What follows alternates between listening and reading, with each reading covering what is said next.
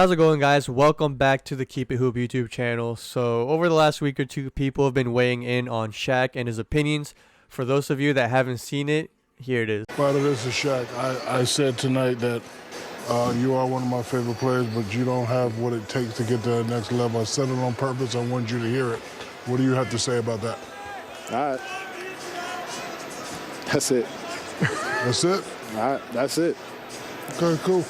I mean, I wanted you to hear it. I've been hearing, Shaq, I've been hearing that since my rookie year. You know, I'm just going to get better and do what I do. Shaq, I owe you an apology. I wasn't really familiar with your game and, you know, how you travel. Oh, man, you're casual. So I wanted to talk about my take / opinion on it. And this is a bit different from most of our videos, which are breakdowns of players, moves, strategies, coaches, and teams. Or talking about trades or drafts. But yeah, just wanted to give my take on it. So everybody's obviously free to have their own opinion. It's one of the many things that make sports so good and fun. The fandom, the analysis, and engaging conversations are a huge part of sports. And it's also one of the reasons I started this channel and my blog and podcast. I just want them that. It just seems so weird. He could easily just hold off on those comments and wait 5 minutes and tell Ernie, Kenny, and Chuck afterwards that he doesn't think they're good. And they can have whatever conversation about that afterwards. But it just seems pointless to say it to their face. It accomplishes nothing. He sounds like a hater, and I just can't think of why he would do it right then.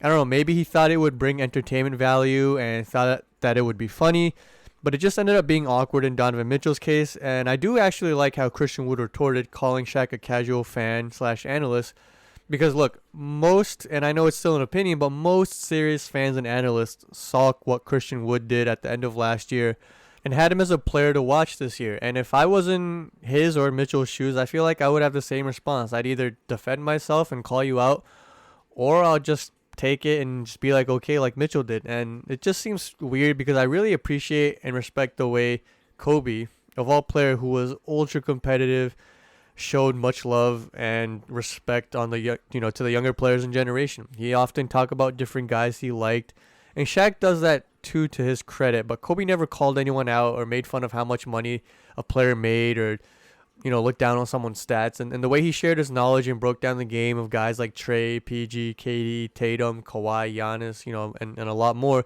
you can tell he was so about the furtherment of the league and putting the spotlight on the younger guys. And with Shaq, it doesn't seem like that. And it almost seems like it's still a competition to him.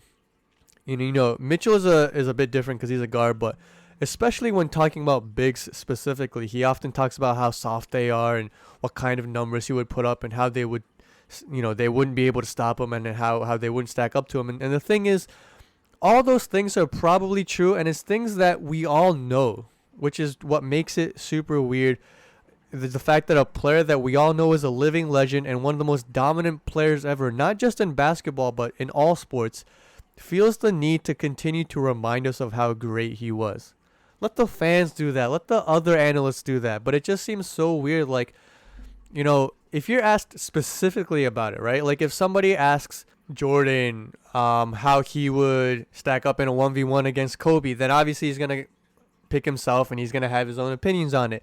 And I wouldn't mind if Shaq was asked by Kenny or Ernie or Chuck, hey, do you think Christian Wood could stop you? Hey, how would you attack Rudy Gobert? Then it's fine. But for him to continuously just be like, oh, it's barbecue chicken. Oh, I can't miss against these guys. They can't stop me. I would dominate.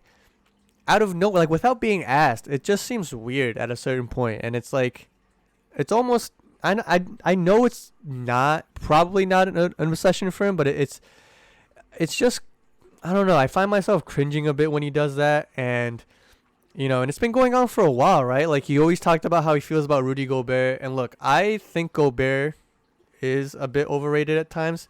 And even then, it just seemed weird. And, and Shaq had that beef with Dwight Howard that went a really long time. Like, it started with when Dwight came into the league and a little bit after he had... a lot of people had comparisons between Dwight and Shaq. Dwight was one of the most dominant bigs to come out after Shaq, and he played in Orlando, much like Shaq did. And, he kind of adopted or kind of tried to take the moniker of Superman as his nickname. And I know people have attachments to nicknames, but I don't know, like Shaq got super defensive over that. And like, dude, calm down. It's a fictional character. It never belonged to you. Just relax. I get it. You were upset. He tried to take your nickname. address that once, and then just go The on. most heralded rookie and Look, they were both NBA in active quite players, some so I'm time. fine Number with Shaq not 32, wanting to give up Shaquille a O'Neal. roll over. And look, I'm all for competitiveness and having rivalries, but at times it almost seemed like bullying, like the way he would just bring up his name or bring him down for no reason at times. And then there's the whole JaVale McGee thing as well, right? McGee was another guy that people like to poke fun at. I won't lie, I was one of them. That being said, even when McGee turned his career around and started to play well, it seemed like Shaq always had things to say about McGee. Off the glass, won't go. O'Neal's got it. When Shaq and the Fool came up, even if JaVale wasn't in any of the plays, he found a way to bring his name up. And other times they put JaVale up there for plays that weren't even that bad. It got so bad that JaVale's mom had to come in. And now this is the eraser that the Magic had needed for a long time. The thing is, I like Shaq for the most part. So this isn't just some biased Shaq hate or Shaq. Like I've said a lot, Kobe was my favorite player. I grew up watching the early 2000s Lakers dynasty, and I think, you know, I was a huge Shaq fan then. Tries the baseline, runs out of real Shaq estate. got Oh, he traded and comes Kobe back and Shaq had stuffs the it all. beef. I Anderson on the hated baseline. Shaq for a little bit, admittedly, but as he's retired and he's moved on, I thought, I think Shaq, besides Up these the left incidents, has side, become a Johnson solid puts the big TV hand in his face. personality, and I Lob do pass respect into some of Shaq, the he business dunks it. decisions he's made, his career stuff he's done, and he's done some really smart things, but I just want to talk about this. I wish you'd stop unnecessarily hating on players. Again, have your own opinion. It's fine. That's what you get paid to do. Everyone's free to have their own opinion. Just choose how or when to express it, because at least in my eyes, it seems like he's calling for more attention at times to his greatness. Everybody already knows. Everybody who knows anything about basketball knows he's one of the all-time greats, and no player that comes after this will ever change that. Just that, please, just chill and take your spot.